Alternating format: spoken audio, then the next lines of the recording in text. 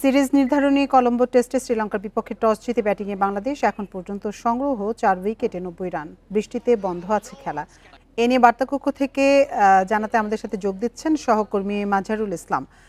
মাঝার, কলম্বোতেও তো টস জিতে ব্যাটিং নিয়ে বাংলাদেশ ভালো শুরু পেল না। এই ব্যাটারদের ব্যর্থতার কারণ কি? অবশ্যই টেস্ট ক্রিকেটের যেই জ্ঞান সেটা কম বলতেই হচ্ছে। যেমনটা আমরা গলে দেখেছি ভালো করেছিল, কিন্তু এখানে ভালো করতে পারেনি। সেখানেই আপনি দেখেন যেভাবে শান্ত আউট হয়েছেন, যেভাবে বিজয় আউট হয়েছেন, যে মমিনুল আউট হয়েছেন, 3টা আউটে আমরা বলতে পারি যে আউট নাও হতে পারতেন যদি আর একটু পেশেন্স দেখাতেন টেস্ট ক্রিকেটের। সেই কাজটা করেননি। বিজয় তো বারবার একইভাবে আউট হচ্ছেন।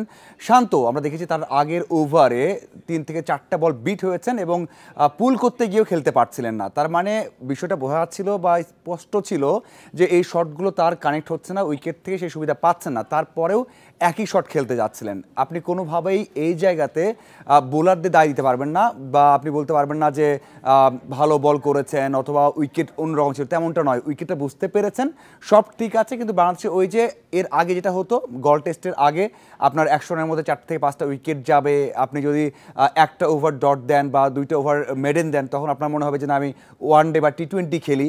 সেই ধারণা, সেই মানসিকতা আবারও ব্যাক করেছে। আপনি নিঃসন্দেহে বলতে পারেন যে এখানে বাংলাদেশ দলের ব্যর্থতা একটাই, বা এই যে ব্যর্থতার কারণ বলছেন একটাই, যে টেস্ট ক্রিকেটের যে জ্ঞানটা সেটা প্রয়োগ করতে না পারা, অথবা টেস্ট ক্রিকেট বা নতুন জায়গায় এসেছি, একটা আত্মবিশ্বাস নিয়ে এসেছি, আবার নতুন করে শুরু করতে হবে, প্রত্যেকটা বল দেখে খেলতে হবে, সেই কাজটা কেউই করতে পারেনি। সেজন্যই এই অবস্থা। এখন সামনে যে ব্যাটসম্যানগুলো রয়েছেন তারাও সেম কাজ করে কিনা সেটাই দেখার। যদি তেমনটা না করেন, এই উইকেট থেকে অবশ্যই প্রথম ইনিংসে আপনি 340 থেকে 350 রান করতে পারবেন, যেমনটা আভাস পাওয়া যাচ্ছে, বিশ্লেষকরা বলছেন সেটা করা সম্ভব। কিন্তু যে অবস্থা, তাতে মনে হয় যে এই রান করাটা সম্ভব হবে না।